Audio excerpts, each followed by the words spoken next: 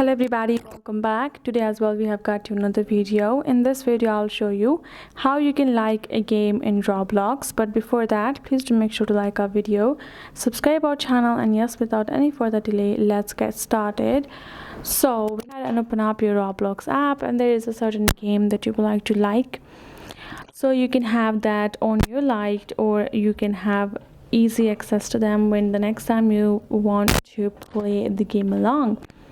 So for that, what you can do is you can simply go ahead and search for the game itself, or when you find a game that you want to like, you can tap on it, and when you tap you can see everything, every information over here, including the option of notification. When you tap on this notification and you turn that on, so whenever there is any update about this game, you will get notified, and that's how you will also know the information. And you can only do that you can just only do that to the game that you like.